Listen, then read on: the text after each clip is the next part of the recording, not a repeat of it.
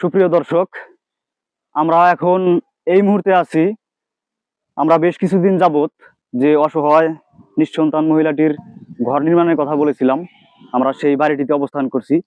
এটাই সেই ঘর। ঘরটি একদম বেহাল দশা। তো যাই হোক, আজকে আমরা যে কারণে আসছি সেটা হচ্ছে ঘরটির একটি মাপ নেওয়ার জন্য আসছি, দৈর্ঘ্য এবং প্রস্থ। কারণ আমরা নির্দিষ্টভাবে বলিনি যে আমরা কত হাত ঘর দেব। ঘরটা ঠিক যতটুকু আছে ঠিক ততটুকু একটা ঘর দেব।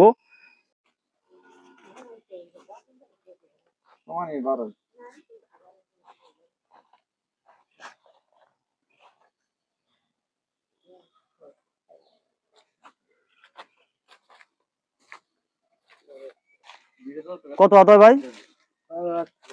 হালকা একটু বড় হবো। 12 হাত না? তার মানে এটা 12 হাত নাই, না 12 হাতের কম আছে। আচ্ছা হোক, 12 হাত হলে হবো।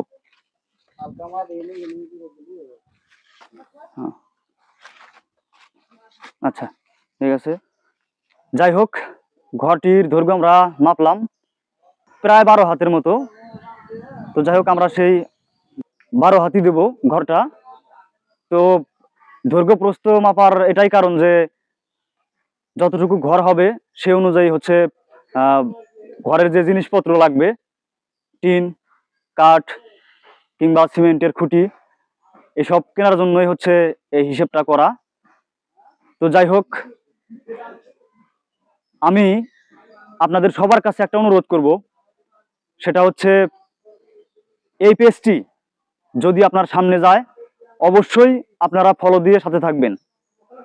কারণ আপনারা জানেন যে আমরা আমাদের সংগঠনের যারা সদস্য আছি তাদের প্রত্যেক মাসের সামর্থ্য অনুযায়ী তারা যতটুকু দান করে থাকেন দরিদ্র মানুষের জন্য, সেটুকু দিয়ে আমরা দরিদ্র অসহায় মানুষের জন্য কাজ করে থাকি। তো আপনারা জানেন, কিছুদিন আগে আমরা এই ফেসবুক পেজটিতে কন্টেন্ট মনিটাইজেশন পেয়েছি।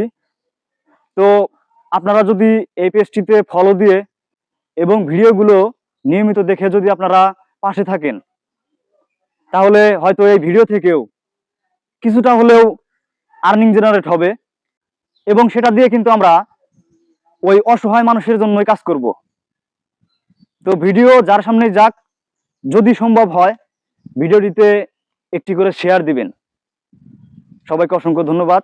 ভালো থাকবেন, সুস্থ থাকবেন। আল্লাহ হাফেজ।